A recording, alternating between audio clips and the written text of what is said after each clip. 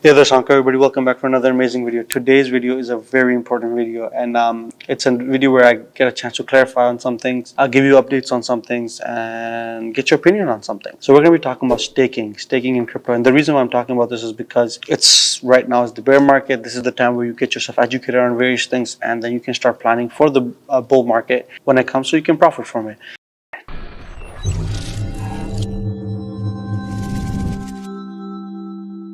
So staking, I talked about, in this video up here, and I talked about in a few other videos, and I did delete a video because I didn't think it was clarified enough for people to understand, and I don't want to ever mislead anybody towards anything wrong. And as I said in the beginning of that video, and I do in almost every single video, it's not financial advice, it's not Sharia advice.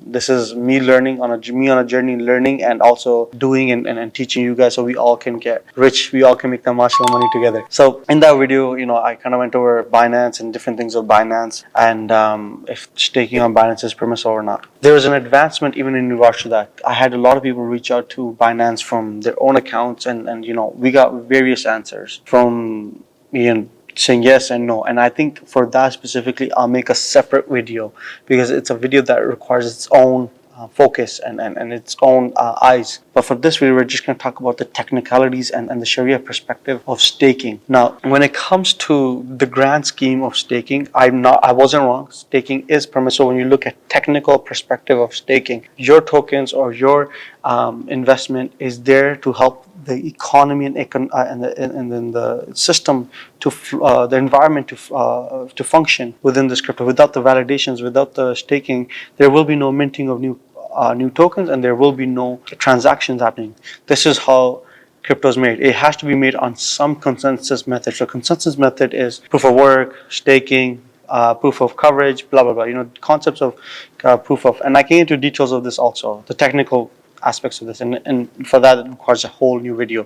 For this, I actually had Baha come over and talk about the proof of Baha. I'll link that video up here. It's staking in the technical formats of staking, what it is, and just consensus methods and the technical formats of it. So yes, it's still staking in its technical format is permissible, but here's where the issue comes in, and this is me coming to you guys after talking to different real Sharia and scholar sources. So here's the two issues that are at hand. One, we need to understand the token or the project that we're working with, and if that's permissible. Then the second thing is the transactions that are being validated, and then combined of this makes a third issue, which I'm going to get to after. So first of all, let's talk about the token. Is it permissible?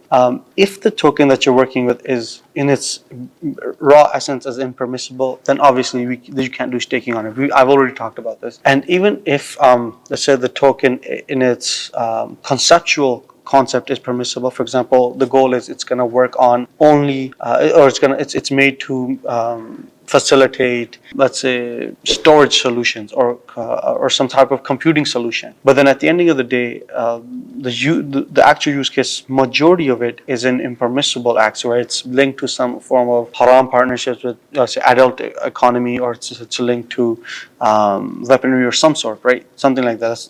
Then that makes it impermissible. So you have to be conscious of that too. Now when you understand that aspect, for example, you find a project that's conceptually and in action permissible, then you're good from the project perspective. Then we have the second issue. The second issue comes is the transaction itself permissible? Now let's just say you take something like Ethereum. Conceptually and in action, it's permissible. We don't have to get details about that. Solana, Avalanche, right? But now let's just say that the transaction that person is doing is for definitely impermissible actions. Right? For example, he's sending it to somebody else with riba, or he's sending a transaction that is a riba-based transaction on purpose to facilitate some riba, financial gains. Now, let's just say you're staking, which Ethereum 2.0 is coming. Let's say your token is there being staked, and then you facilitate that transaction. Is the benefit from that facilitation permissible? Now, this is where the third point comes in hand. And this is where it gets very, very technically difficult to acknowledge if staking for that specific project is permissible or not. Because from one perspective that I've gotten is that, well, the person doing the transaction is not the one facilitating the transaction, rather they're just an accountant. Now this is very technical and detailed for you.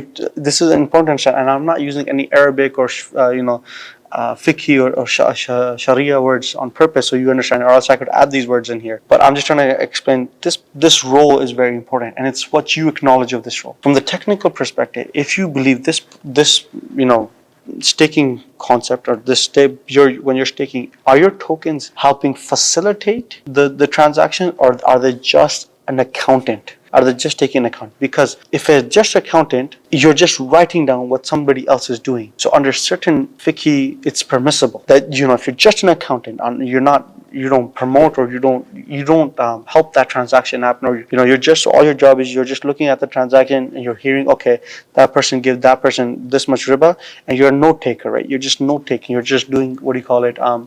Bookkeeping. You're only bookkeeping, and that's in essence, there's a part of that too when you're validating, because your tokens are keeping a ledger. Right. But then the second perspective is another very strong perspective, and I do understand this perspective also, is that no, you're not just the bookkeeper. Yes, you are a bookkeeper, but on top of that, you are also the person that's helping facilitate this, because if you were not there, if your tokens are not there, this transaction would have never happened. So in the real world, you can separate these two. But in the proof of staking world, it's difficult to separate these two. And then at that point, you're no more an accountant, you're no more just a bookkeeper. You're also the one facilitating this transaction. That being, you not having a choice or you having a choice. That's a different debate or conversation to have. 1 second, just for everybody. For the channel, you gotta like, come on, you gotta share, you gotta subscribe. You've been watching these videos, you gotta do all this stuff. I'm teaching you how to make that mashallah money. Inshallah, you make that mashallah money, and may bless you and your family and bring barakah in it. Let's make that mashallah money together. Like, share, subscribe. Now, if you understood till this point, that's fantastic.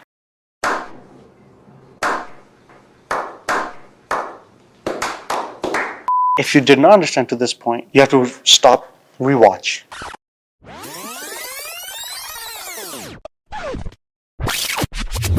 You have to look at the if you want me to put up diagrams, I'll put up diagrams, but you have to stop and rewatch so you can understand, because this is something very important. But if you understood to this point, now you understand that, okay, so this is the issue in between, where it's the actual transactions that can help determine if it's permissible or not. But we, under technical concept, have a very hard time determining which transaction is permissible or not, because in the back end and on the ledger, you cannot see what the transaction was for. You can see it's been transferred from this wallet to this wallet, but we don't know which wallet is doing what. For example, if you can somehow find out the wallet that it's being transferred to is a casino or versus a grocery store, we can know casino is not permissible, grocery store is permissible. I'm just breaking it down, I'm just dumbing it down. But we can't do that, unfortunately. So we do not, and even if the transaction itself is, in its raw sense, is it permissible or is it not permissible, we can't really do that. And if we could somehow determine that, which is very difficult, and we're living in a very perfect world, and we can do that, then it's very mind-numbing work. Or you need to set up a bot that goes and checks every single transaction that is done on the algorithm of that, on the blockchain of that specific project, to determine how much is permissible and how much is not permissible. So if you can determine how many of those transactions that your tokens were staking were permissible versus non-permissible, then you can determine how much you can give into charity for income cleansing. But if you can't do that, you're in a gray area. And due to that, this is the reason why I wasn't answering your questions in regards to staking, and I was holding back because I needed to feel confident before I gave an answer in any sort. So this again, but still, this is not Sharia advice, this is not financial advice, but this is my understanding that in this current time, we cannot definitely say that this project, we can say it's permissible, but we cannot definitely say that this project's transactions that were done on the algorithm, on the blockchain, were all permissible. And due to that, I would say refrain from staking, or if you have your projects, your tokens in staking, maybe just don't touch them. Just leave them, because maybe there are technologies that are being worked on in regards to a little bit more of this stuff where you can determine what the transactions are for, because the government needs these solutions also, right? So they're pushing for these type of projects. But as of now, if you're thinking about going in, I would say hold up, because personally, this is my understanding, is that maybe we should not be doing staking.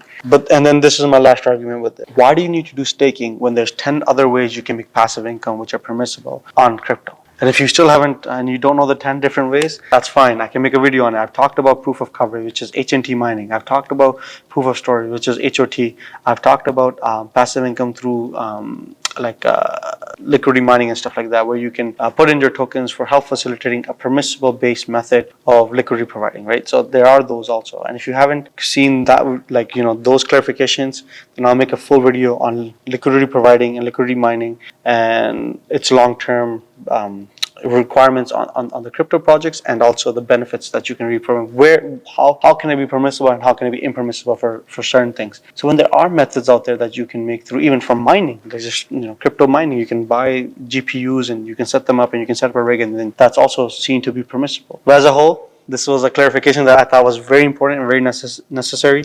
And I thought I'd send this to you guys and let you guys make your own decisions. I hope you guys like the video. Share this with your friends who are staking and get their perspective on this. Do write a comment if you don't agree, if you agree, because this is very important, that we look at this from this perspective and we come to a conclusion, right? We're all working together to come to a conclusion and come to a solution. Hope you guys like the video. Like, share, subscribe. And until next time, Assalamu alaikum. Do subscribe, like, share, hit that bell icon for notifications. Follow me on TikTok and Instagram for more content. I'll be uploading more stuff in all of these social media websites. Thanks. Take care. Salam.